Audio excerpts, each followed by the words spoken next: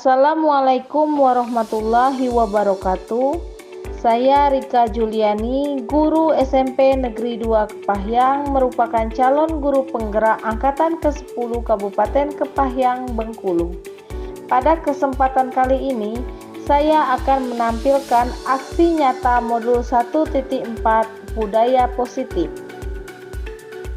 Sebelumnya, perkenalkan Ibu Desi Enersi MPD selaku pengajar praktik. Kemudian Ibu Hajah Herni SPD MA selaku fasilitator. Salam guru penggerak, tergerak, bergerak, menggerakkan. Sebelum saya melakukan aksi nyata modul 1.4 Budaya Positif, saya membuat rancangan tindakan aksi nyata yang akan saya lakukan. Di akhir, setelah saya melakukan presentasi penerapan budaya positif di sekolah, seluruh dewan guru akan membuat kesepakatan sekolah yang nantinya akan disahkan dan disetujui oleh kepala sekolah dan akan dicetak dan ditandatangani oleh seluruh dewan guru serta ditempel di dinding sekolah. Yang pertama yaitu latar belakang. Belum menyeluruhnya pemahaman warga sekolah terutama guru tentang penerapan konsep-konsep inti budaya positif di sekolah seperti disiplin positif, motivasi perilaku manusia, posisi kontrol guru, pembuatan keyakinan kelas atau sekolah, dan penerapan segitiga restitusi. Diharapkan jika seluruh konsep inti tersebut dipahami oleh seluruh warga sekolah, maka akan terbangun budaya positif yang baik di lingkungan sekolah. Tujuan aksi nyata ini adalah yang pertama, meningkatkan pengetahuan pemahaman tentang budaya positif, dan yang kedua, terbentuknya motivasi intrinsik pada murid dan guru dengan pembuatan keyakinan kelas atau sekolah. Adapun tolak ukur aksi nyata ini adalah yang pertama, meningkatkan pengetahuan dan pemahaman tentang budaya positif. Yang kedua, terbentuknya motivasi intrinsik pada murid dan guru dengan pembuatan keyakinan kelas atau sekolah. Kemudian yang ketiga adalah terlaksananya diseminasi konsep inti budaya positif di sekolah. Yang keempat, terbentuknya keyakinan kelas dan sekolah melalui kegiatan kesepakatan kelas dan sekolah yang dilakukan bersama guru dan murid. Yang kelima adalah murid dan guru konsisten dalam menjalankan keyakinan kelas atau sekolah yang sudah disepakati. Dan yang terakhir adalah terlaksananya penyelesaian masalah siswa menggunakan segitiga restitusi dalam pelayanan bimbingan dan konseling. Adapun lini masa aksi nyata ini adalah yang pertama, berkoordinasi dengan kepala sekolah, yang kedua, berkoordinasi dengan para wakil kepala sekolah, yang ketiga, melakukan diseminasi konsep inti budaya positif, yang keempat, menyusun keyakinan kelas dan sekolah, dan yang terakhir adalah hasil keyakinan kelas dan sekolah ditempel di kelas masing-masing. Adapun dukungan aksi nyata ini adalah yang pertama dari kepala sekolah, wali kelas, rekan sejawat, guru BK, murid, dan perlengkapan untuk membuat keyakinan kelas dan sekolah. Selanjutnya, mari kita saksikan aksi nyata yang telah saya lakukan pada modul 1.4 penerapan budaya positif. Assalamualaikum warahmatullahi wabarakatuh. Yang saya hormati Bapak Kepala SMP Negeri 2 Kepahyang beserta wakil, dan Ibu Bapak Guru SMP Negeri 2 Kepahyang yang telah mengikhlaskan waktunya mengikuti kegiatan kita pada hari ini. Pertama-tama mari kita ucapkan puji syukur alhamdulillah kehadirat Allah Subhanahu wa taala yang telah memberikan kita rahmat kesehatan dan kesempatan sehingga kita semuanya dapat berkumpul di aula SMP Negeri 2 Kepahyang dalam rangka in-house training dari saya selaku guru penggerak angkatan ke-10 dalam menyebarkan pemahaman penerapan budaya positif. Dan tak lupa pula kita kirimkan sholawat beriring salam kepada pucuk junjungan kita Nabi besar Muhammad sallallahu alaihi wasallam. Allahumma sholli ala sayyidina Muhammad wa ala ali sayyidina Muhammad. Karena berkat perjuangan beliaulah kita dibawanya dari zaman jahiliyah, zaman kebodohan menuju zaman yang Islamiyah penuh dengan ilmu pengetahuan sebagaimana yang kita rasakan pada saat ini. Baik Bapak Ibu, sekali lagi saya ucapkan terima kasih yang sebesar-besarnya Bapak Ibu dapat menyempatkan waktu menghadiri atau mengikuti kegiatan pada hari ini. IHT menyebarkan pemahaman penerapan budaya positif. Kita tentunya sudah mengenal ya budaya positif, sudah tahu disiplin positif, sudah pernah membuat keyakinan kelas. Namun di sini saya akan berbagi sedikit apa yang ilmu yang saya dapatkan selama mengikuti pendidikan guru penggerak angkatan ke-10 ini. Namun sebelum kita melaksanakan kegiatan ini, saya menyampaikan materi. Saya akan menyampaikan kesepakatan kelas ya. Kesepakatan kelas apa? Kesepakatan kelas kita pada hari ini, pada acara ini. Yang pertama yaitu peserta aktif dalam kegiatan. Yang kedua, menghormati yang sedang berbicara. Makanan dan minuman, artinya boleh sambil santai makan dan minum. Kemudian kebersihan kelas, saling menjaga ya, saling menjaga ruangan ini. Datang dan nanti pulang, tidak meninggalkan sampah. Kemudian peserta tetap di ruangan sampai acara selesai. Ini kesepakatan kelas kita. Bagaimana Bapak Ibu? Apakah setuju? Setuju? Apakah ada yang perlu ditambah atau dikurangi? Pas? Pas? Ada penambahan? Iya, dilarang merokok. Ya, sesuai? Sepakat? Sepakat bagaimana? Sepakat, oke. Kita lanjut. Nah, sebelum kita memulai kegiatan hari ini, kita ice breaking dulu. Ice breakingnya silakan Bapak Ibu mencari pasangan masing-masing. Berdua. Silakan semuanya mencari pasangannya. Ya, cari pasangan. Yang tidak ada pasangan, cari dulu pasangannya. Cari pasangan. Ya. Nah, ini perintahnya. Nanti tentukan dari Bapak Ibu berdua siapa yang A, siapa yang B. Ya, tentukan sendiri. Nanti tugasnya untuk si A itu, yang A, mengepalkan tangan. Ya, mengepalkan tangan. Bayangkan dalam kepalan tangan Bapak Ibu itu sesuatu yang berharga. Hidup dan mati Bapak Ibu ada di sini. Hidup dan mati Bapak Ibu ada di sini. Nah, tugas si B itu usahakan agar kepalan tangan itu terbuka. Mau dengan merayu, membentak, menghardik, bahkan menggelitik.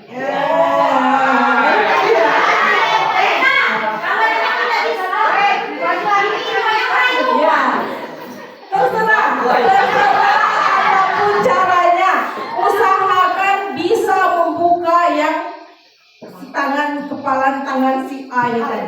Terserah caranya. Mau memarahi, mau menjudi, mau merayu,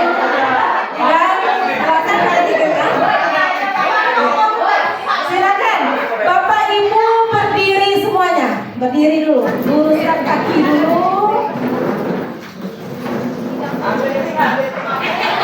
Silakan hitungan ketiga mulai. Siapa yang jadi A sudah tadi? A, B.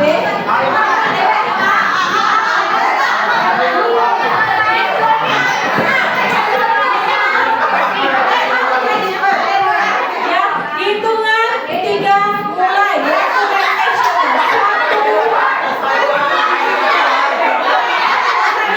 1,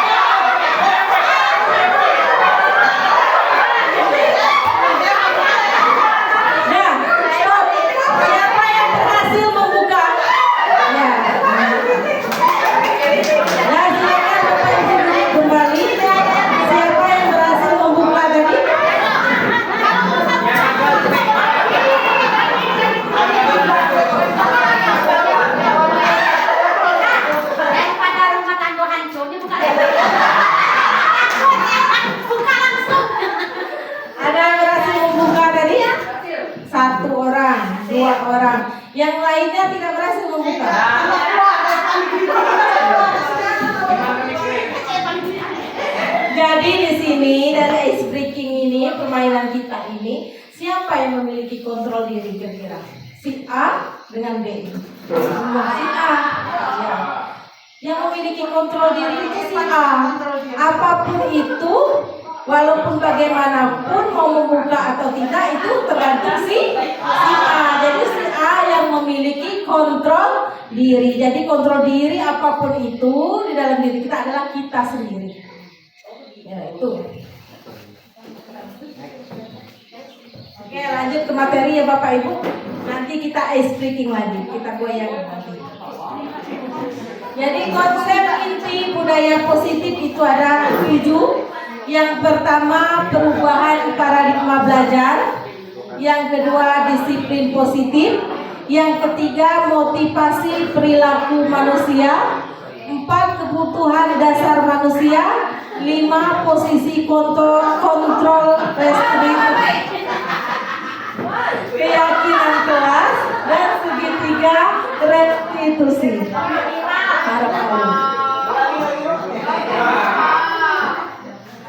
Perubahan paradigma belajar.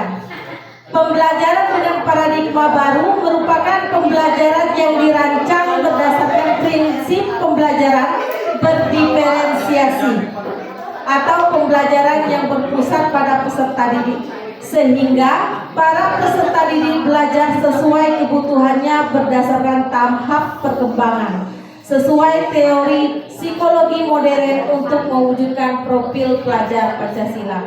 Di sini saya rasa kita ya sudah menerapkan pembelajaran berdiferensiasi. Sudah Bapak Ibu menerapkan pembelajaran berdiferensiasi? Sudah. Baik, selanjutnya disiplin positif. Disiplin positif merupakan sebuah tindakan yang dilakukan dengan penuh kesadaran dan tanggung jawab sebagai bentuk menghormati diri sendiri dan orang lain di sekitarnya. Disiplin positif juga merupakan salah satu cara penerapan disiplin yang bertujuan untuk menumbuhkan kesadaran serta memberdayakan peserta didik tanpa imbalan penghargaan, ancaman, dan hukuman, sehingga seseorang atau peserta didik dapat memahami dan mengontrol setiap perilakunya. Jadi ya Bapak Ibu, disiplin positif ini tindakan yang ada dari dalam ya, dengan kesadaran dan tanggung jawab kita dengan diri kita sendiri dan orang-orang di sekitar kita. Kemudian disiplin positif itu sebagai pendidik, tujuan kita adalah menciptakan anak-anak yang memiliki disiplin diri sehingga mereka bisa berperilaku dengan mengacu pada nilai-nilai kebajikan universal dan memiliki motivasi intrinsik dan perilaku dan perubahan perilaku ke arah yang lebih baik. Nah, nanti ada namanya nilai-nilai kebajikan Bapak Ibu. Apa saja nilai-nilai kebajikan dan bagaimana cara kita menanamkan motivasi intrinsik ya dari dalam diri. Motivasi intrinsik itu dari dalam. Jika motivasi ekstrinsik itu dari luar. Jadi yang kita tanamkan di sini adalah motivasi intrinsik. Nah, ini nilai-nilai kebajikan. Inilah nilai-nilai kebajikan yang harus kita tanamkan kepada peserta didik kita dan juga kepada diri kita selaku sebagai seorang pendidik.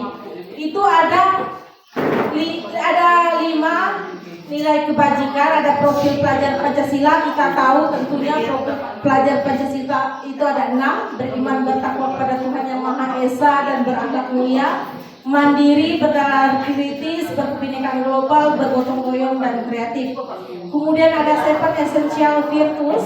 Ini ada empati, suara hati, kontrol diri, rasa hormat, kebaikan, toleransi, keadilan. Kemudian ada IBO Primary Years Program. Toleransi, rasa hormat, integritas, mandiri, menghargai, antusias, empati, keingintahuan, kreativitas, kerjasama, percaya diri, komitmen. Ada 9 pilar karakter bangsa: cinta Tuhan dengan segenap ciptaannya, kemandirian dan tanggung jawab, kejujuran, amanah, diplomatis, hormat dan santun, dermawan, suka menolong dan gotong royong, percaya diri, kreatif dan pekerja keras, kepemimpinan dan keadilan, baik dan rendah hati, toleransi, kedamaian dan kesatuan, dan yang terakhir ada petunjuk hidup dan keterampilan hidup. Petunjuk hidupnya ada peduli, penalaran, bekerja sama, keberanian, keingintahuan, usaha, keluasan atau fleksibilitas, berorganisasi, kesabaran, keteguhan hati, kehormatan, dan memiliki rasa humor. Inilah nilai-nilai kebajikan yang harus kita tanamkan kepada peserta didik kita dan juga diri kita. Nah, dari keyakinan kelas nanti yang akan kita buat itu harus ada menanamkan nilai-nilai kebajikan ini.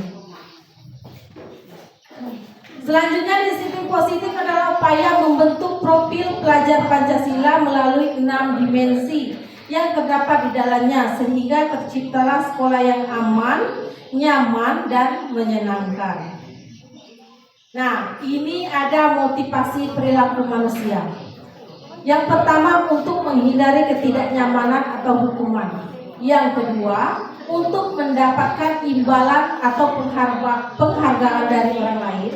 Dan yang ketiga adalah untuk menjadi orang yang mereka inginkan dan menghargai diri sendiri dan nilai-nilai yang mereka percaya. Nah, inilah yang harus kita tanamkan di dalam peserta didik maupun kita sebagai pendidik. Mereka melakukan sesuatu itu atas dasar motivasinya apa? Nah, motivasi yang pertama mungkin mereka melakukan sesuatu itu hanya karena untuk menghindari ketidaknyamanan atau hukuman. Yang kedua mungkin karena untuk mendapatkan imbalan atau penghargaan, reward, hadiah. Hanya itu motivasinya. Namun yang lebih bagus itu hendaknya kita menanamkan dalam jiwa peserta didik kita atau diri kita sendiri yang itu untuk menjadi orang yang mereka inginkan. Bukan karena untuk mendapat penghargaan, bukan karena hanya menghindari hukuman, tapi untuk menjadi orang yang mereka inginkan dan menghargai diri sendiri dan nilai-nilai yang mereka percaya. Jadi nanti adanya terciptanya motivasi intrinsik. Nah, ini ada kebutuhan dasar manusia. Kebutuhan dasar manusia adalah sesuatu yang kita lakukan untuk mendapatkan apa yang kita inginkan. Seluruh tindakan yang kita lakukan memiliki tujuan tertentu, dan semua usaha terbaik yang kita lakukan adalah dalam rangka agar kebutuhan dasar kita terpenuhi dengan baik. Nah, ini ada 5 kebutuhan dasar hidup manusia. Yang pertama itu bertahan hidup, yaitu makan, minum, pakaian, tempat tinggal, keamanan, dan juga kesehatan. Kasih sayang dan rasa terima kasih.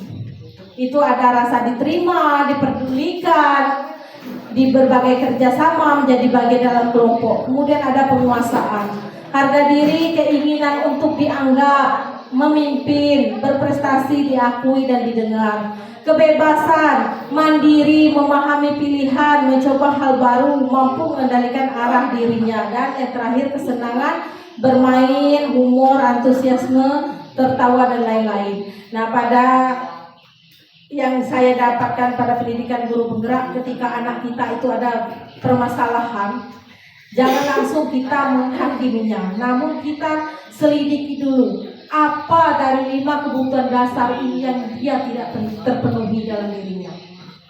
Contoh, mungkin ada anak yang tidak piket, kawannya melapor, temannya melapor, si A tidak piket. Alasannya, kita tanya dulu lah, jangan langsung dimarah. Apa alasannya? Mungkin alasannya dia ini lapar, belum sarapan, jadi mau makan ke kantin dulu, akhirnya dia tidak piket. Itu berarti salah satu kebutuhan dasar yang dia tidak terpenuhi itu bertahan hidup tadi, dia butuh makan. Kemudian ada lagi mungkin kasih sayang yang mau minta perhatian kita terus itu kular kilir. Nah, nakal, bermasalah. Mungkin ada satu kebutuhan yang dia tidak terpenuhi di sana. Mungkin kasih sayang atau rasa diterima. Seperti mungkin dari keluarga yang broken home. dia mungkin tidak mendapat kasih sayang orang tuanya. Mungkin itu alasan dia melakukan seperti itu. Dan atau tidak diterima dengan teman-temannya. Jadi kita setelah mendapat ini kadang kita merasa sedih, kita langsung memarahi anak. Padahal kita belum tahu kebutuhan dasar apa yang belum dia dapatkan. Seperti penguasaan, mungkin dia ingin dianggap dalam kelas itu. Sedangkan kita mungkin karena melihat dia itu nakal ataupun sering mengganggu temannya, padahal ada satu kelebihan dari dalam dirinya. Kita tidak bisa mengakui itu. Mungkin dia ingin minta pengakuan. Sama juga dengan kebebasan, mungkin jenuh dengan belajar yang seperti ini, maunya belajar di luar. Dan juga kesenangan, mungkin inginnya metode permainan, sedangkan kita selalu metode ceramah. Jadi apapun yang dilakukan peserta didik itu pasti ada salah satu kebutuhan dasar mereka yang tidak terpenuhi.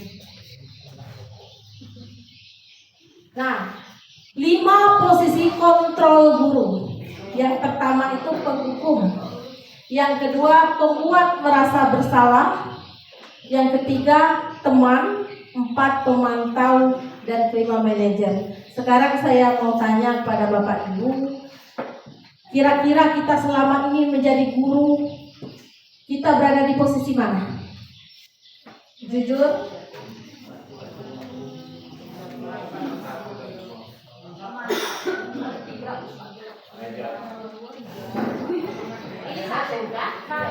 Pak Mo manajer, bagus Pak Mo. Teman. Penghukum. Ya, jujur ya, saya pun jujur, saya sering juga menjadi seorang penghukum. Ya, penghukum. Dan terkadang malah pembuat merasa bersalah. Karena di posisi manajer itu sulit. Nah, mungkin saya harapkan dari materi ini kita sama-sama belajar untuk menjadi posisi manajer.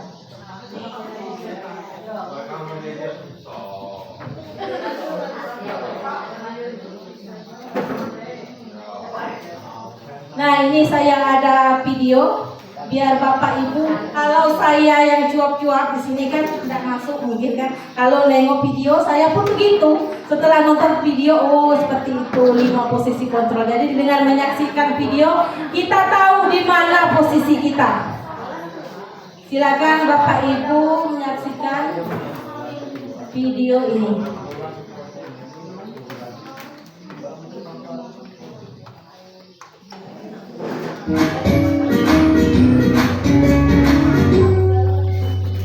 Salam bahagia Ibu dan Bapak guru hebat.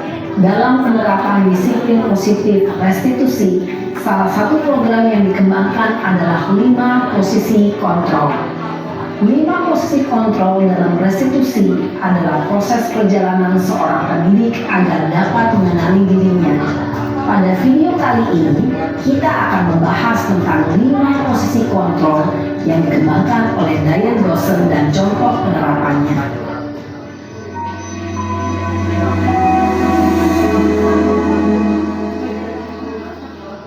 5 posisi kontrol itu adalah 1. Posisi penghukum, 2. Posisi pembuat merasa bersalah, 3. Posisi teman, 4. Posisi pemantau atau monitor, dan 5. Posisi manajer. Untuk lebih memahami kelima posisi tersebut, mari kita saksikan kasus Naren yang terlambat hadir 20 menit di sekolah dan melihat bagaimana kelima posisi kontrol dalam menghadapi masalah tersebut.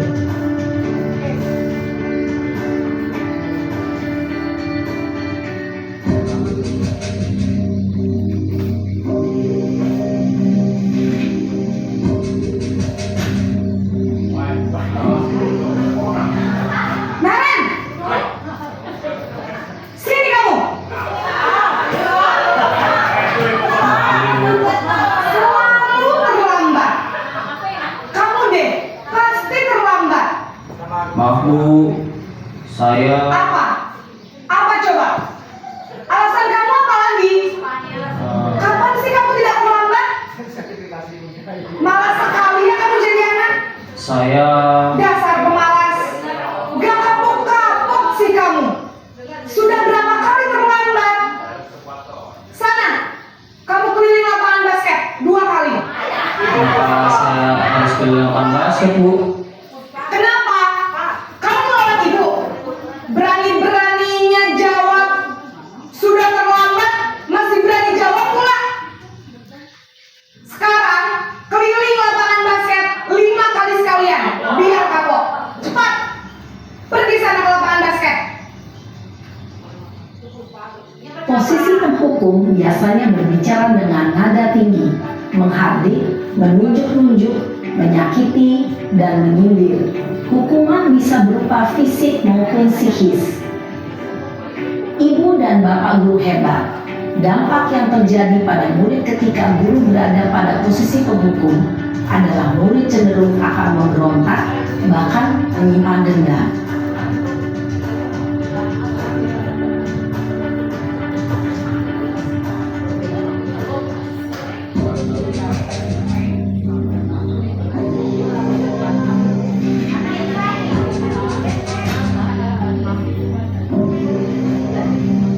Naren!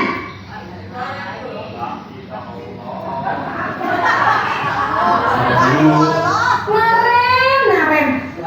Kamu kenapa terlambat lagi, nak? Ya Tuhan, Naren. Kamu senang ya bikin ibu susah ya? Kalau kamu terlambat lagi, nanti ibu yang ditegur bapak kepala sekolah, nak. Disangka ibu tidak bisa membina kamu. Duh, gimana ini? Maaf, Bu. Duh, Gusti Naren. Kamu suka ya kalau ibu ditegur bapak kepala sekolah? Terus, sekarang ibu harus tulis apa yang di buku absen? Ini kamu sudah sering terlambat loh. Ibu harus apa coba? Maaf, Bu. Maaf sekali. Ya sudah, lain kali jangan bikin ibu susah lagi ya, nak ya. Ibu tidak akan kuat lagi kalau kamu begini terus. Bisa jantungan kalau ibu ditegur bapak kepala sekolah. Sana cepat kelas. Maaf ya, Bu. Maaf sekali. Posisi pembuat rasa bersalah berbicara dengan nada tenang, cenderung lembut. Namun kata-kata yang diutarakan membuat murid merasa menjadi orang yang gagal, memandang buruk dirinya sendiri, merasa tidak berharga, dan tidak sanggup membahagiakan orang lain. Ketika guru mengambil posisi pembuat rasa bersalah, murid akan menganggap dirinya yang bersalah dan ia akan menyimpan emosi negatif tersebut di dalam dirinya.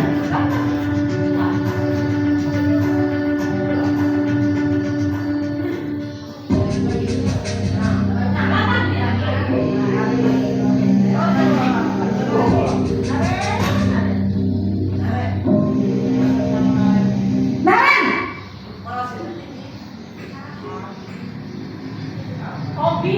Selamat pagi, Bu. Wah, sudah jam berapa ini, nak? Terlambat lagi ya, sayang. Iya, Bu. Habis ibu saya belum membangunkan saya, Bu. Kamu malah menyalahkan ibu kamu. Kamu bukannya anak yang larinya paling kencang. Kok terlambat sih? Iya, Bu. Saya memang terlambat bangun tadi. Jadi, biarpun saya lari kencang, tetap gak kekejar, Bu. Ya sudah sana. Nanti lain kali larinya lebih kencang lagi ya. Biar gak terlambat lagi. Bikin seneng ibu. Demi ibu. Bisa kan? Bisa, Bu. Ya sudah sana masuk kelas. Ibu beresin urusan absen kamu. Kamu ini ada-ada saja. Dalam posisi teman, guru berbicara dengan nada suara ramah, akrab, cenderung bersenda gurau untuk menjaga suasana tetap santai. Murid akan merasa senang, aman, dan akrab dengan guru. Identitas yang tercipta adalah identitas sukses atau berhasil. Namun, perlu diingat, karena ini masih dorongan eksternal, maka ada faktor ketergantungan dari murid kepada orang tertentu. Di sini, guru absennya sehingga di lain waktu murid bisa berperilaku baik, namun hanya kepada orang-orang tertentu saja.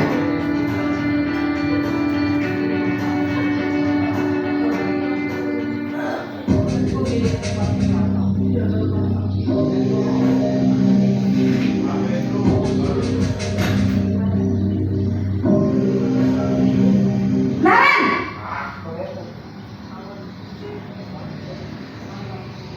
Selamat pagi, Bu. Naren, apa peraturan sekolah kita tentang jam berapa kita harus masuk sekolah, nak? Kita harus di sekolah jam 7, Bu. Iya betul, sekarang sudah jam 7.20. Naren sudah tahu konsekuensinya jika terlambat hadir. Paham, Bu. Saya harus tinggal kelas pas jam istirahat selama 20 menit. Iya benar, konsekuensinya demikian. Jadi nanti jam 9.30 pas istirahat, kamu harus tinggal di kelas, kerjakan tugas tambahan untuk ketertinggalan kamu, ya? Baik, Bu.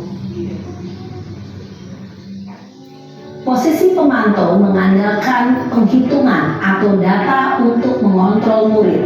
Guru mengarahkan murid berdasarkan peraturan dan konsekuensi.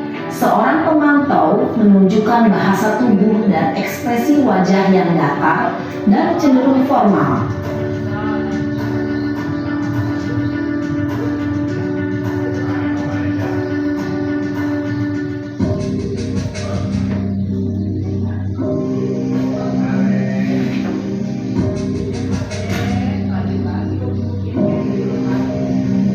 Naren!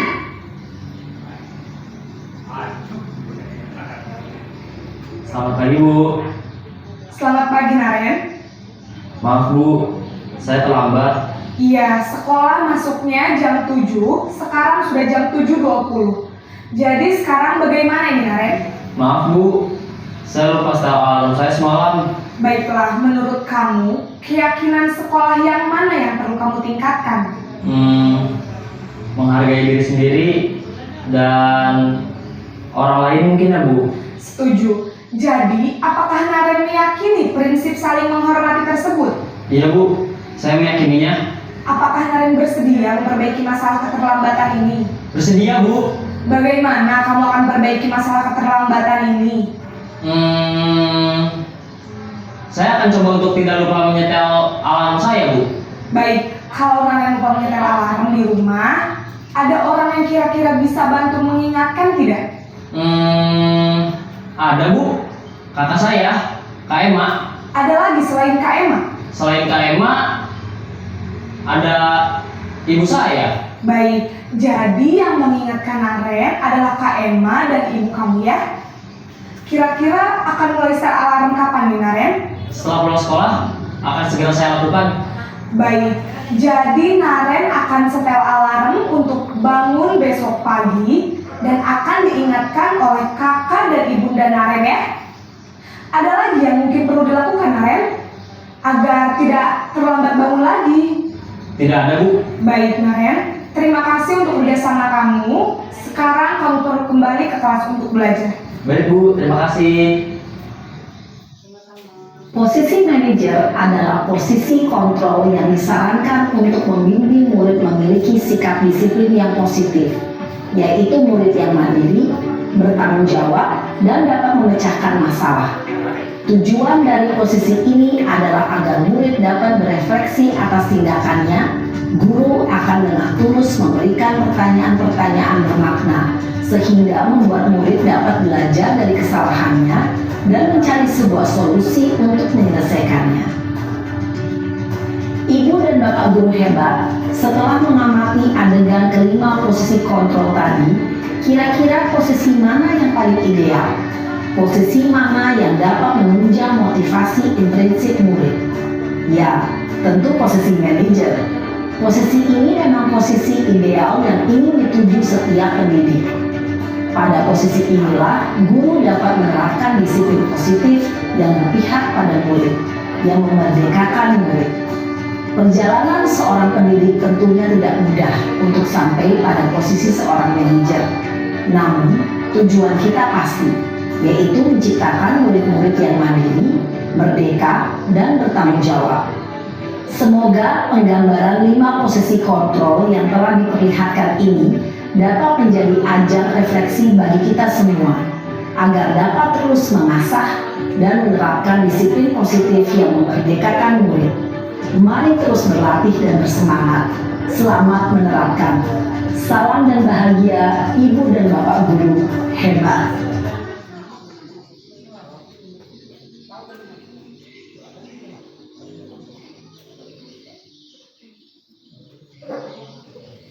Nah, Bapak Ibu, setelah kita menyaksikan video tadi, kira-kira kita berada di posisi mana? Posisi mana di Farina? Penghukum? Atau pembuat merasa bersalah? Atau teman?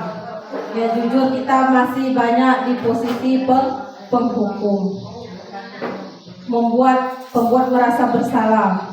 Teman tadi kata Ibu Puspa. Cuman teman ini dia biasanya dengan guru-guru tertentu. Misalnya dengan Ibu Puspa dia mau nurut, tapi dengan Ibu Susi dia tidak mau. Itu kelemahan posisi teman. Pada posisi pemantau tadi sudah menanyakan keyakinan, sudah tahu konsekuensi, tapi anak belum tahu penyelesaian dari permasalahannya. Namun pada posisi manajer kita sudah tahu, sudah menanyakan tentang keyakinan, konsekuensi, dan anak juga memberikan solusi dari permasalahan yang dia hadapi sendiri. Jadi anak yang memberikan solusi, kita hanya menuntunnya. Jadi dari menyaksikan video ini, semoga kita bisa ya ke depannya untuk memperbaiki dari posisi kontrol penghukum setidaknya ke pemantau dan nanti ke manajer. Nah, masuk dari keyakinan kelas. Keyakinan kelas nanti juga ke keyakinan sekolah, yaitu merupakan nilai-nilai universal yang diyakini bersama berasal dari dalam diri tanpa paksaan. Keyakinan kelas dibuat berdasarkan kesepakatan dari guru, murid, dan sekolah untuk dipatuhi bersama. Manfaat keyakinan kelas adalah memudahkan guru dalam mengelola kelas serta menumbuhkan budaya dan disiplin murid. Nah, pembentukan keyakinan kelas bersifat abstrak berupa pernyataan universal. Beberapa sub dijadikan satu sub, contoh tidak mengganggu teman, tidak menyakiti teman, tidak berebut mainan digabungkan. Kalau tidak tadi masih ke peraturan ya, kalimat negatif. Tapi keyakinan kelas ini kalimat positif dari kata tidak mengganggu teman, tidak menyakiti teman itu kita rubah menjadi saling sayang sesama teman. Kemudian dibuat dalam pernyataan positif. Kalimatnya kalimat positif. Kalau tadi ada kata tidak berarti masih negatif, itu bukan keyakinan. Tapi dibuat dengan kalimat positif, sedikit saja ya agar mudah diingat, agar siswa kita mudah mengingatnya, sesuai dengan kondisi kelas. Kemudian semua warga kelas dilibatkan dengan membuat keyakinan kelas. Nah, ini miskonsepsi mungkin dengan selama ini kita membuat keyakinan kelas. Keyakinan kelas itu beda-beda tipis dengan peraturan kelas atau tata tertib. Tapi kalau peraturan atau tata tertib itu yang membuatnya itu hanya kita, guru. Siswa mau tidak mau, suka tidak suka harus mengikuti. Begitu juga dengan keyakinan sekolah, yang membuatnya pihak sekolah, mau tidak mau, suka tidak suka, kita sebagai guru harus mengikuti. Beda dengan keyakinan kelas atau sekolah, kita membuatnya bersama, murid dilibatkan, guru dilibatkan, keyakinan sekolah juga, pihak sekolah dan seluruh guru dilibatkan. Kita sendiri yang menentukan. Jadi tidak ada satu pihak, tapi kedua belah pihak. Kalimat yang dibuat positif. Kita kemarin kan masih ada juga mungkin saya ya, pribadinya saya membuat keyakinan kelas misalnya tidak boleh datang terlambat. Nah, itu bukan keyakinan kelas sebenarnya. Keyakinan kelas itu bersifat positif. Tidak datang terlambat, kita buat datang tepat waktu. Mengerjakan tugas, itulah tidak mengganggu teman. Nah, kita buat dengan saling menghormati atau saling menghargai sesama teman, atau saling sayang menyayangi. Jadi keyakinan kelas itu bersifat kalimat positif. Nah, ini beberapa contoh keyakinan kelas yang sudah saya buat, misalnya datang tepat waktu. Nomor 2, biasanya peraturan tidak membuang sampah sembarangan. Kata tidak membuang sampah itu bisa kita rubah menjadi menjaga kebersihan kelas. Kayak tadi tidak mengganggu teman, kita rubah menjadi saling menghormati dan menghargai, saling menyayangi teman. Biasanya yang tidak mau mengantri, biasanya yang langsung aja tuh pulang langsung robot kan tidak tertib. Tidak tertib, atau kita biasakan yang terbiasa mengantri, bertanggung jawab, saling tolong menolong. Nah, jadi poin-poin seperti ini yang kita buat dalam membuat keyakinan kelas. Singkat, padat, jelas, anak-anak mudah mengingat. Jadi ketika suatu nanti anak melanggar, kita tanyakan keyakinan kelas apa yang kamu langgar. Misalnya dia terlambat tadi, datang tepat waktu. Nilai kebajikannya apa? Kita menanamkan nilai kebajikan apa? Kebajikannya apa? Disiplin. Di sini. Nah, masuk ke restitusi.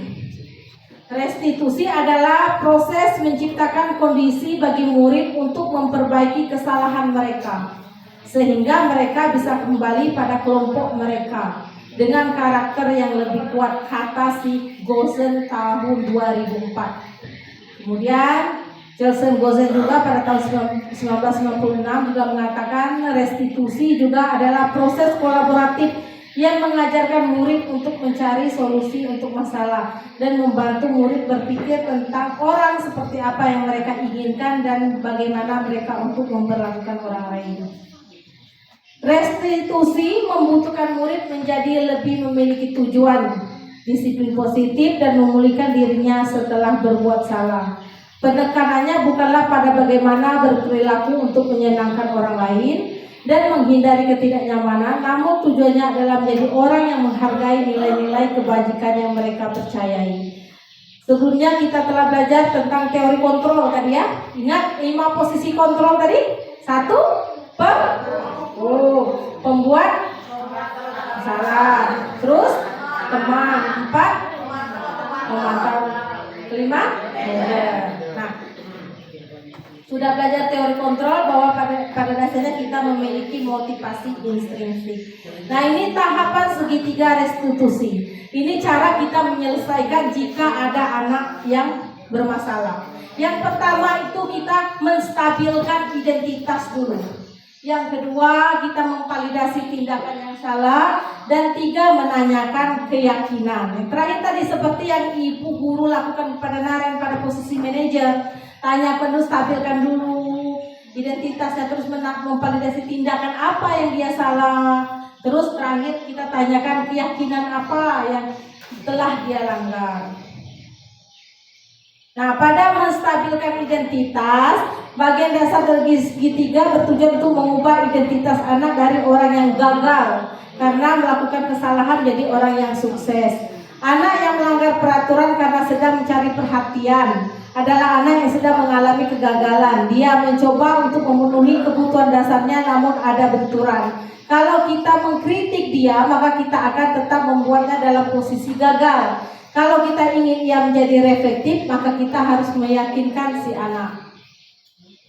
Nah, pada menstabilkan identitas anak yang bermasalah, kita bisa gunakan kata-kata ini, kalimat ini. Yang pertama, anak tadi seperti datang terlambat atau berkelahi. Kita tanyakan dulu, berbuat salah itu tidak apa-apa atau tidak ada manusia yang sempurna. Jadi kita panggil anaknya. Kamu tadi ibu dengar kamu berkelahi sama si A. Ya bu. Kita menstabilkan dulu identitasnya.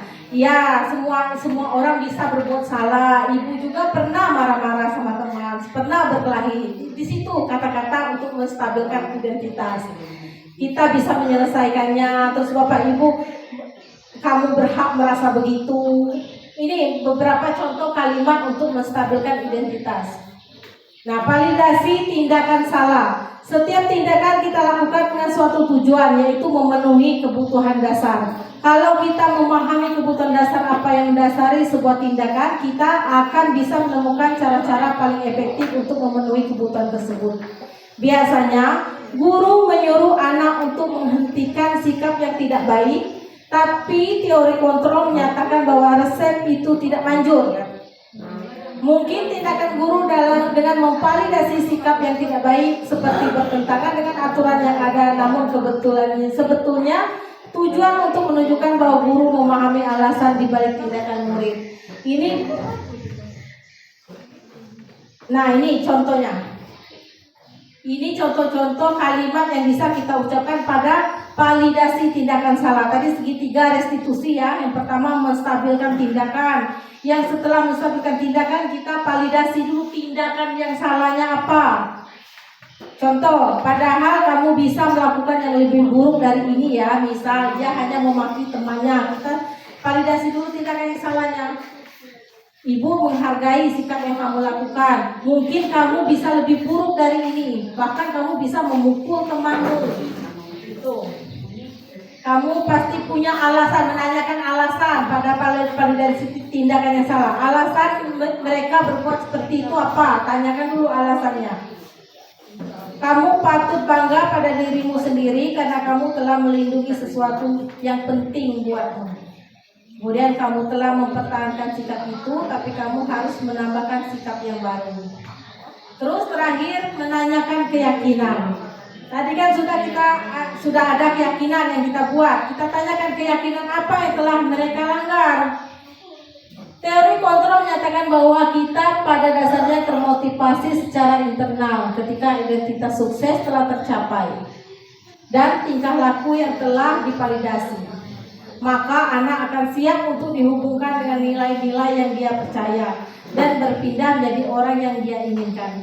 Pertanyaan-pertanyaan di bawah ini menghubungkan keyakinan anak dengan keyakinan kelas atau keluarga. Nah ini kalimat yang bisa kita gunakan pada menanyakan keyakinan. Apa yang kita percayai sebagai keyakinan kelas atau kalau di keluarga? Apa nilai-nilai umum yang kita telah sepakati? Apakah kamu ingat keyakinan kelas kita? Apa bayangan kita tentang kelas yang ideal? Kamu mau jadi orang yang seperti apa? Nah, ini saya ada ini video saya sendiri yang saya buat ketika mempraktekkan segitiga restitusi itu tadi, segi posisi manajer terhadap anak kita ya.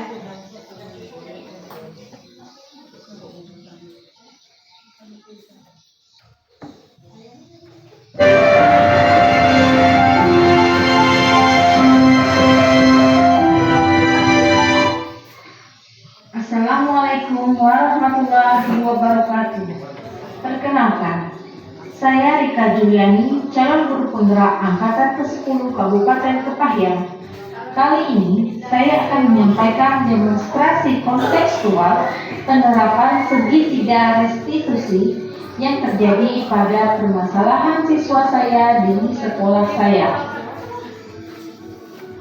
Segitiga restitusi merupakan suatu proses dialog yang dijalankan guru atau orang tua agar dapat menghasilkan murid yang mandiri dan bertanggung jawab. Segitiga restitusi ini terbagi dalam 3 tahapan. Yang pertama yaitu menstabilkan identitas. Yang kedua yaitu memvalidasi tindakan yang salah. Dan yang ketiga adalah menanyakan keyakinan. Pada tahapan yang pertama yaitu menstabilkan identitas. Pada tahapan ini dilakukan berdasarkan prinsip membuat kesalahan adalah bagian dari proses pembelajaran. Kemudian menggeser identitas gagal ke identitas sukses. Langkah yang selanjutnya adalah validasi tindakan yang salah. Ini dilakukan berdasarkan prinsip setiap perilaku berupaya memenuhi suatu kebutuhan tertentu. Kemudian, guru akan bergeser dari pemikiran stimulus respon menjadi proaktif dan mengenali dan mengakui kebutuhan murid akan memperbaiki hubungan dengan murid. Dan langkah yang terakhir adalah menanyakan keyakinan. Pada tahap ini, murid akan diberi pertanyaan-pertanyaan bermakna untuk memunculkan motivasi secara intrinsik. dan mampu mengaitkan keyakinannya dengan tindakan yang salah. Kasus pertama, Kela tidak terima pekerjaannya selalu dicontek oleh temannya. Ia marah dan tidak dapat menahan emosinya.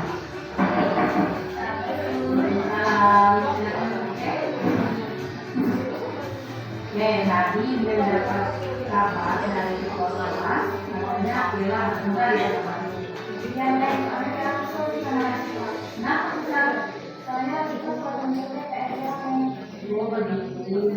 Wajar lah ya kalau Kela kesal dengan sikap. Ini juga kalau di posisi Kela juga merasakan kesal dan marah kepada Nasupa. Lalu apa yang dilakukan kepada Nasupa?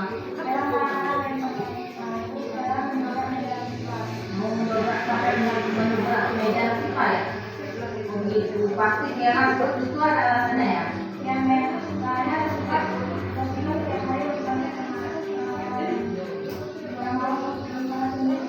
setiap hari ya gitu ya. Wajar lah ya kalau Kela merasa marah karena tidak rela ya pekerjaan Kela yang Kela buat sendiri dicontek oleh Nasupa. Nen sangat menghargai sikap Kela karena Kela tidak melakukan yang buruk daripada itu, seperti misalnya memukul si Nasupa. Nah sekarang coba kita pikirkan tindakan Kela ini yang marah sampai mendobrak meja si Nasupa ini apakah sesuai dengan keyakinan kelas kita? Tidak. Menurut Kela, keyakinan kelas apa yang sudah Kela lakukan? Saling menghormati antar teman. Ya betul, menurut Kela saling menghormati antar teman itu penting tidak untuk Kela? Penting. Baik, kalau menurut Kela penting, jadi keyakinan apa yang harus Kela lakukan pada saat Kela sedang marah? Sabar dan menahan emosi. Kela itu sedia memperbaiki masalah ini. Sedia. Apa yang akan Kela lakukan untuk memperbaiki masalah ini? Kela akan melapor kepada guru mata pelajaran atau kepada wali kelas. Iya, jadi Kela akan melapor ya kepada guru mata pelajaran dan wali kelas. Jadi tepat sekali tindakan yang Kela ambil. Jadi sekarang silakan Kela kembali ke kelas. Assalamualaikum warahmatullahi wabarakatuh. Saya Kela dari kelas 8B. Saya senang bisa berdiskusi bersama Andika untuk mengendalikan emosi terhadap perilaku teman. Dan saya akan belajar lebih sabar dan menghargai serta menghormati sesama teman. Kasus kedua, Ferdi sering datang terlambat sehingga banyak pelajaran yang tertinggal. Silakan Ferdi, mendengar dari guru tiket, dari Ferdi sering datang terlambat. Sudah berapa kali Ferdi datang rumah? Sudah 5 kali. Sering terlambat itu suatu kesalahan kan? Oke, bagus. Jadi kesalahan itu Ferdi adalah manusiawi ya. Dia juga sering membuat kesalahan. Tapi sekarang walaupun pernah membuat kesalahan, kita harus belajar memperbaiki dan tidak mengulang kesalahan yang telah kita lakukan. Setuju? Kita cari solusinya ya Ferdi ya. Ferdi sering datang terlambat, pasti punya alasan kan? Punya. Kenapa sih Ferdi sering datang terlambat? Oke, jadi Ferdi itu sering terlambat karena sering begadang ya. Begadangnya main HP, jadi tidurnya sampai larut malam. Ferdi tahu keyakinan kelas yang sudah kita buat? Tahu. Kalau terlambat datang ke sekolah itu sesuai dengan keyakinan kelas yang telah kita buat? Tidak. Menurut kamu keyakinan kelas apa yang sudah Ferdi lakukan? Menurut Ferdi disiplin itu penting tidak Mas Ferdi? Karena apa pentingnya? Menghargai menghargai waktu kali ya ya. Jadi menghargai waktu itu penting, sangat bermanfaat untuk kita dapat ada yang melakukan keterlibatan, pekerjaan dari tidak menumpuk, dan dapat melatih rasa kepedulian bersama. Jadi sekarang Ferdi menyesal. Ferdi sekarang menyesal. Dan oke, ini kita mengabari hati Ferdi ini sama iya,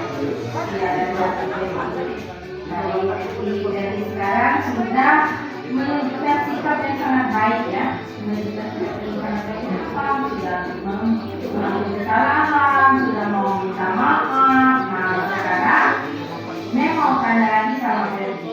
Menurut Ferdi, apa yang akan Ferdi lakukan agar Ferdi tidak datang melambat ke sekolah? Oke, Ferdi tidak akan lagi main-main pulang malam dan tidak datang ya. Jadi sekarang Ferdi telah menemukan solusi dari permasalahan Ferdi ya. Mem akan bekerja sama dengan orang tua Ferdi agar Ferdi tidak datang terlambat lagi ke sekolah. Ya, Ferdi silakan belajar lagi ke kelas. Assalamualaikum warahmatullahi wabarakatuh. Nama saya terima kasih kita sudah mengajak saya tentang solusi permasalahan saya. Saya janji tidak akan bergadang dengan main HP supaya tidak terlambat ke sekolah. Terima kasih telah menyaksikan video ini. Assalamualaikum warahmatullahi wabarakatuh. Salam guru penggerak.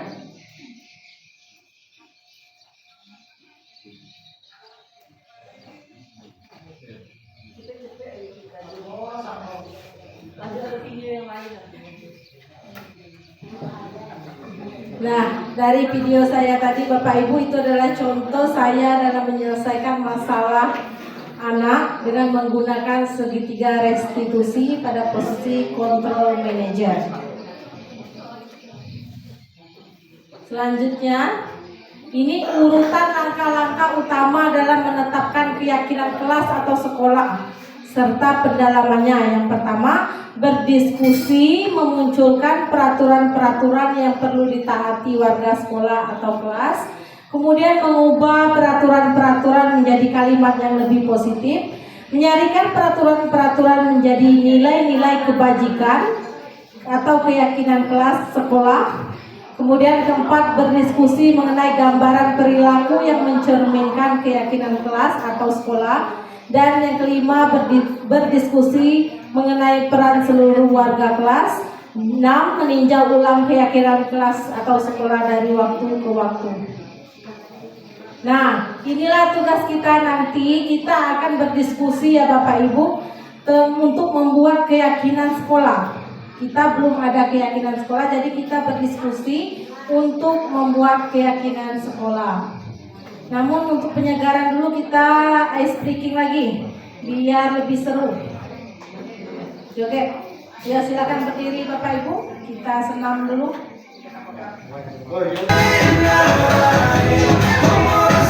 Sekarang tugas kita adalah berdiskusi untuk membuat keyakinan sekolah yang nantinya akan kita sepakati bersama.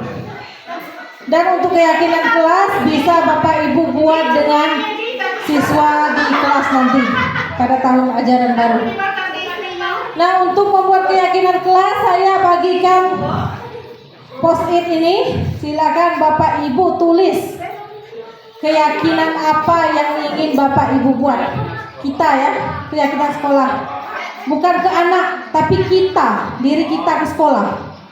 Contoh disiplin tadi kan, datang tepat waktu. Konsekuensinya apa?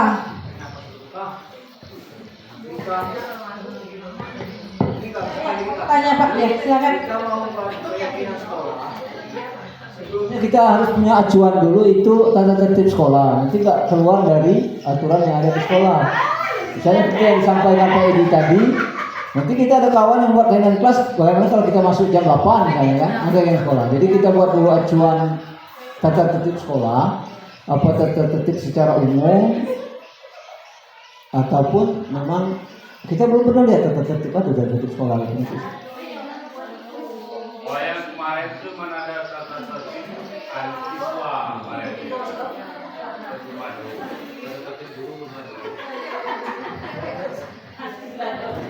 Tata tertib guru belum ya. Yang ada itu baru tata tertib ke siswa. Kalau secara umum kan sudah ada. Yang pertama tata tertib PNS, ANSN. Yang kedua tata tertib seorang guru sertifikasi. Jadi kalau guru sertifikasi itu ada tata tertibnya itu. Itu maksud saya, jadi tidak lepas dari itu nanti. Terima kasih. Kalau ASN kan kita sudah ada PNS itu, tata tertib secara umum. Itu ada guru sertifikasi.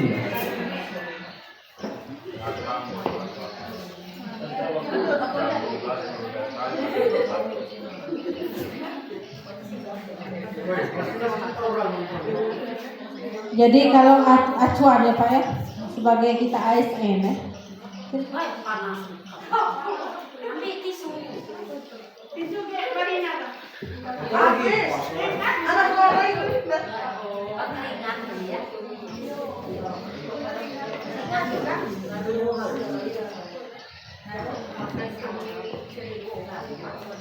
Ya coba Bapak Ibu buat dulu kesepakatan apa dulu?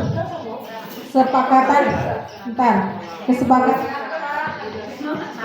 yang sudah silakan ditempel di kertas.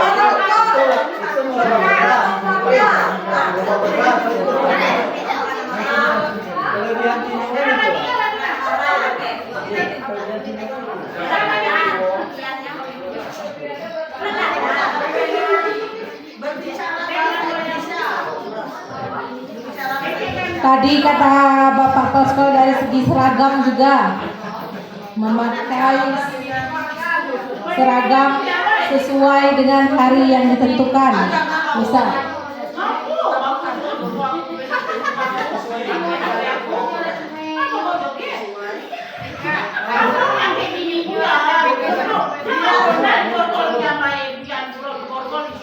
ya Bapak Ibu, ada yang sudah selesai silakan ditempel di kertas plano di sini. Yang sudah, nantinya setelah kita sepakati kesepakatan keyakinan sekolah ini akan kita cetak di spanduk ya. Nanti kita tanda tangani bersama.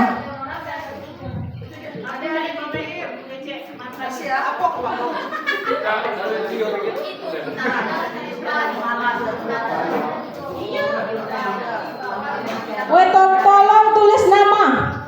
Iya, tulis nama dulu deh. Tulis nama. Hah? Tidak usah pakai nama. Tidak usah pakai nama.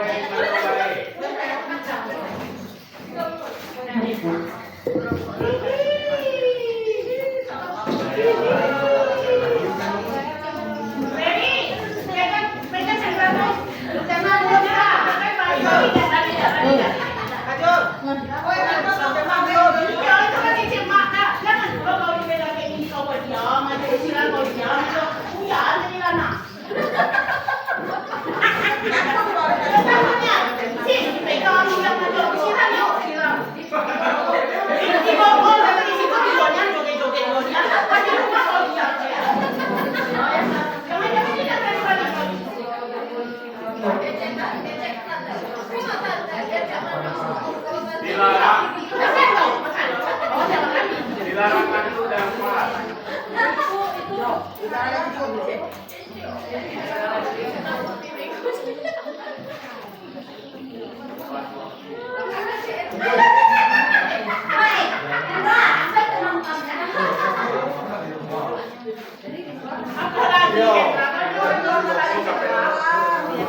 semua, Bapak Ibu?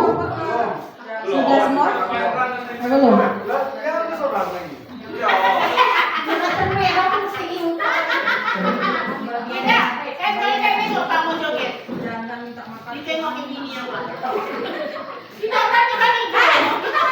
Dibacakan.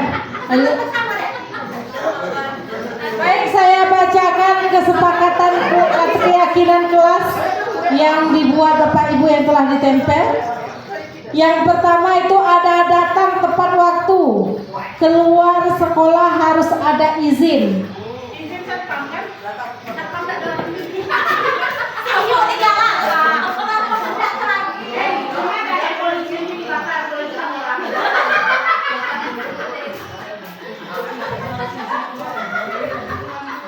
Saya bacakan lagi sekali lagi, datang tepat waktu, keluar sekolah harus ada izin. Kemudian datang tepat waktu juga, pulang sesuai jam pulang. Seragam pakaian sesuai hari yang ditentukan. Ada lagi yang menulis hadir tepat waktu, menghadiri kegiatan rohis senam. Disiplin waktu, disiplin tugas. Merokok di tempat yang sudah ditetapkan bagi guru laki-laki.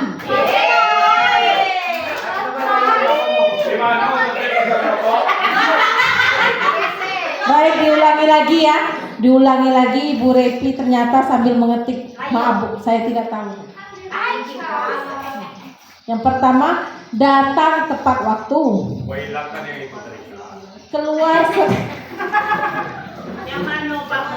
Keluar sekolah harus ada izin. Kemudian hadir tepat waktu, menghadiri kegiatan rohis dan senam.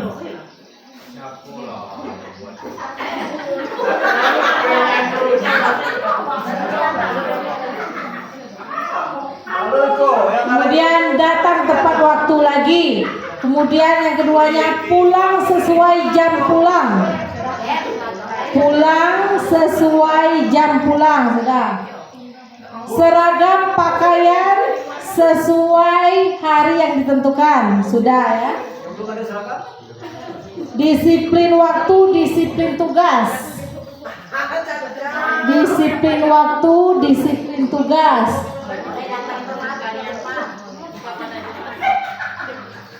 Kemudian datang tepat waktu lagi.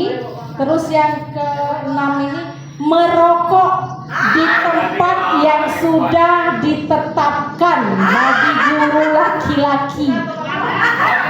Merokok di tempat yang sudah ditetapkan bagi guru laki-laki.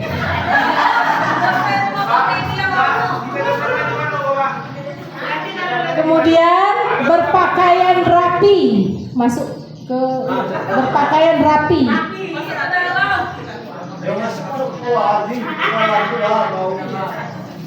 Pakaian rapi. Kemudian tepat waktu datang di sekolah pada saat upacara, rohis maupun senam.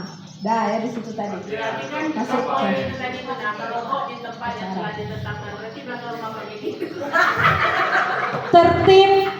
Tertib berseragam sudah tadi. Tertib berseragam sudah. Terus masuk kelas tepat waktu. Masuk kelas tepat waktu. Datang tepat waktu sudah. Bekerja sama dengan baik. Bekerja sama dengan baik. Kemudian menghormati sesama guru, TU dan karyawan sekolah. Kemudian ada datang tepat waktu lagi. Terus selanjutnya memakai seragam dinas sesuai hari yang ditentukan, kecuali hari Minggu. Kemudian bekerja dengan tanggung jawab dan sesuai tupoksi.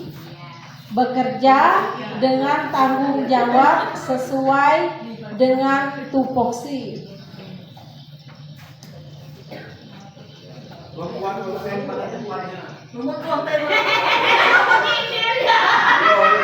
Membuang sampah pada tempatnya. Hah? Iya. Membuang sampah pada tempatnya. Menggunakan pakaian sesuai kesepakatan. Bekerja sama dengan baik dan melakukan sesuatu dengan on time. Tepat waktu dalam membayar iuran PGRI.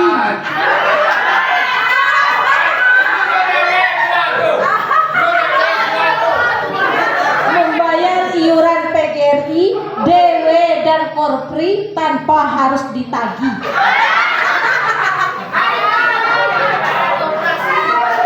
Dan membayar angsuran koperasi. Ingat terakhir tanggal 10. Terus menjaga kebersihan. Dan terakhir berpakaian rapi kayaknya seorang guru, layaknya seorang guru. Berpakaian rapi layaknya seorang guru. Nah, ada 15 ya. 15.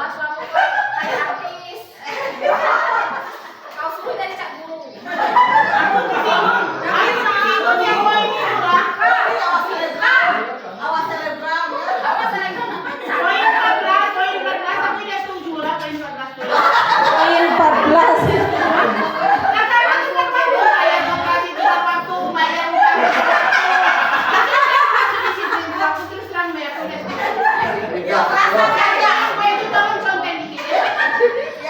Tolong ya, itu kesepakatan bersama. Nanti Bapak Ibu ditandatangani di spanduk ditandatangani. Iya Pak, masih diseleksi. Hah? Di atas materai. Ya aman. Boleh, silakan Bapak.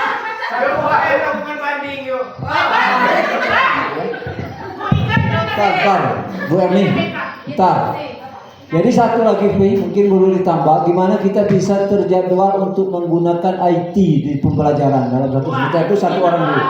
Maksudnya gini kan, kalau saya alami mengajar ini, di antaranya salah satu yang belum saya coba di sekolah di kelas itu ngajak anak-anak tuh nonton. Maksudnya menampilkan di sini. Karena yang lain seperti yang disampaikan Bapak Ibu guru, pendekatan sebagai teman sudah, kadang ini masih juga anak itu ya kadang seperti bukan lagi teman, menjadi datuk kita. Kira-kira datuk kira-kira. Kira-kira. Jadi maksud saya kalau gimana ada jadwal di aula ini memang terjadwal paling tidak satu semester itu guru bisa menggunakan Infokus dalam pembelajarannya minimal 1 kali 1 semester. Nah, oke. Terima kasih. Setuju. Kawan-kawan mereka banyak bohong. Pengalaman ya Bapak keluar tahun.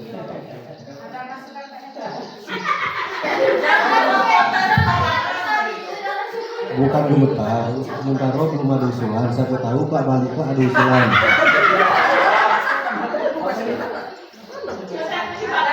Bapak Ibu ada usulan yang baru-baru penyegaran ini? Repat. Ini ibu-ibu baru yang cantik. Ada usulan?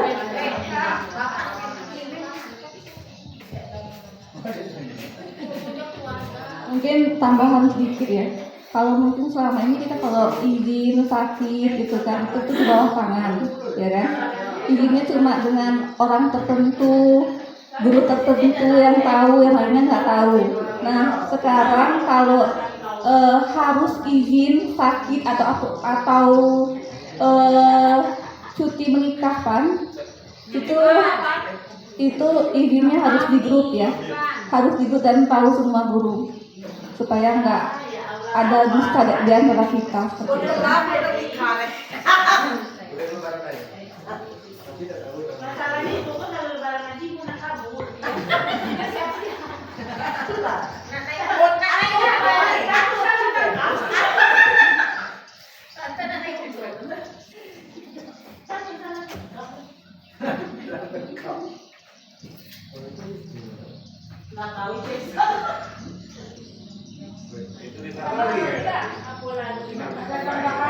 Tambahan lagi.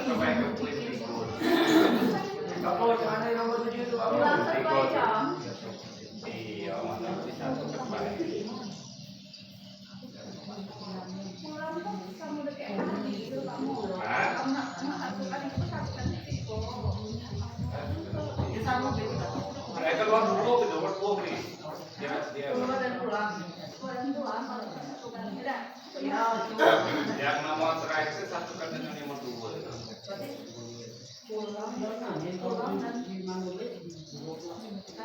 Nah, izin sakit.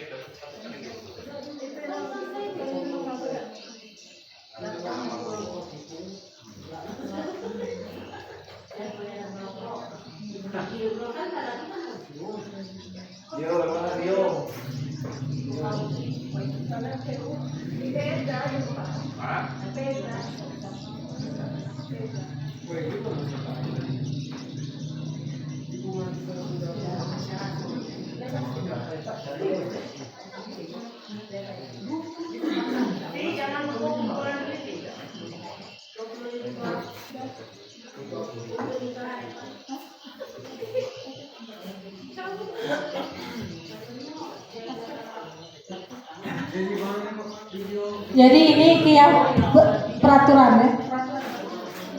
Peraturan sekolah dulu. Kita buat ke peraturan dulu, nanti baru dirubah keyakinan sekolah.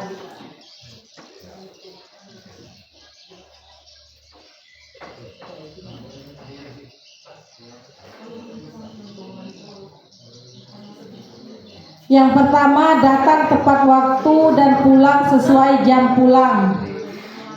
Kedua, keluar sekolah harus izin. Ketiga, jika berhalangan hadir izin, sakit, dan lain-lain, harus melalui WA group diketahui semua guru. Keempat, seragam sekolah sesuai hari yang ditentukan. Kelima, menghadiri kegiatan rohis, senam, dan upacara. Disiplin waktu dan tugas. 7.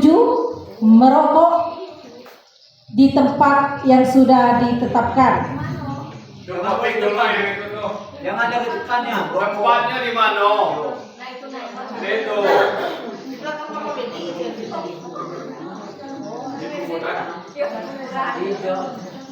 Oke, kita ulangi lagi ya, kita bahas satu persatu. Datang tepat waktu dan pulang sesuai jam pulang. Nah, kita sepakati dulu, datangnya jam berapa Bapak Ibu?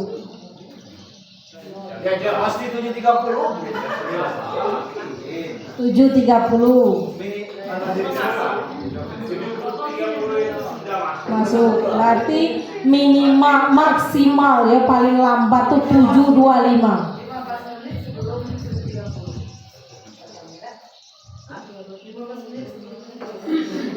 7.15.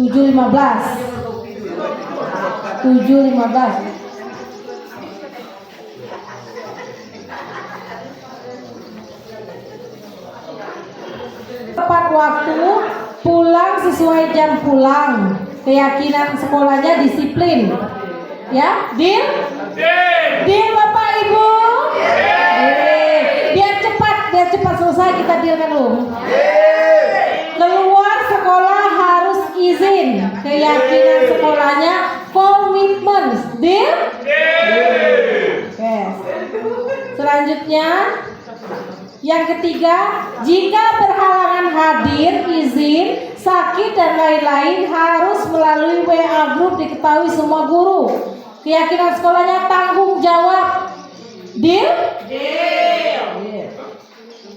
Seragam sekolah sesuai hari yang ditentukan.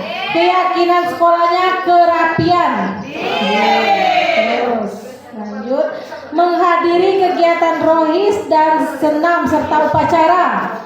Keyakinan sekolahnya disiplin. Deal? Terus disiplin waktu dan tugas. Keyakinan sekolahnya disiplin. Deal? Mana suaranya Bapak Ibu? Ya, lanjut. Merokok di tempat yang sudah ditetapkan. Belum. Keyakinan sekolahnya menghargai. Deal? Lanjut. Berpakaian rapi. Keyakinan sekolahnya kerapian. Deal? Deal. Terus masuk kelas tepat waktu. Keyakinan sekolahnya komitmen. Deal? Deal. Terus selanjutnya bekerja sama dengan baik. Keyakinan sekolahnya kerjasama. Terus menghormati sesama guru, TU dan karyawan sekolah. Keyakinan sekolahnya menghormati. Bekerja dan bertanggung jawab sesuai tupoksi. Keyakinan sekolahnya tanggung jawab. Terus yang terakhir menjaga kebersihan, membuang sampah pada tempatnya. Keyakinan sekolahnya kebersihan. Dan yang terakhir aktif menggunakan IT. Keyakinan sekolahnya kreatif. Gimana Dir?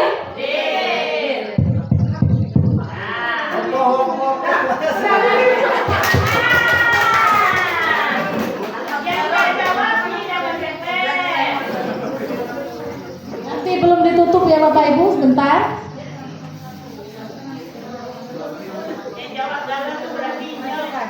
Disiplin, komitmen, tanggung jawab, kerapian, menghargai,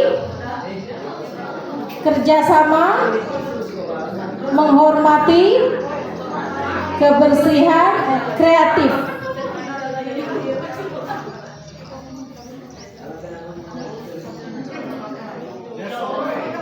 Ada yang mau digabungkan tidak Bapak Ibu? Dari semua ini kita gabungkan karena poin disiplin ada beberapa, tanggung jawab ada 2, terus apa lagi? Bukan. Jadi dari hasil tadi kita simpulkan ada 9 ya, 9 keyakinan.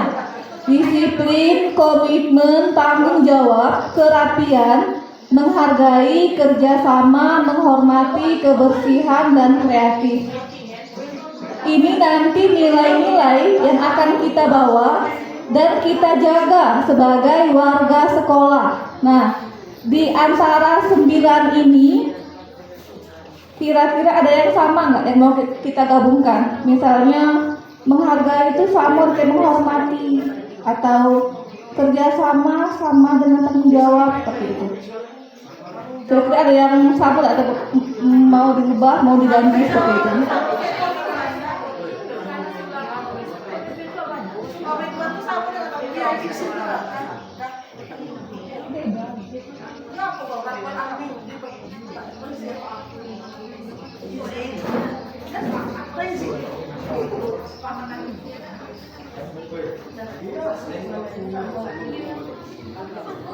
Iya sama.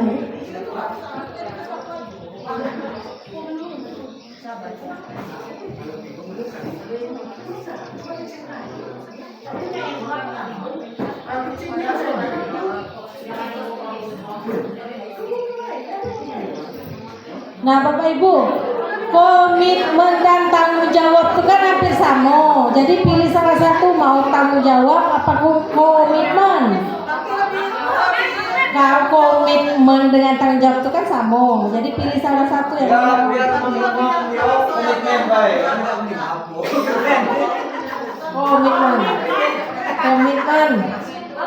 komitmen.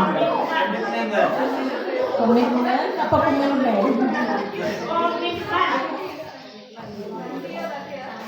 Yang tidak waktunya lah apa tuh? Ada pingsan.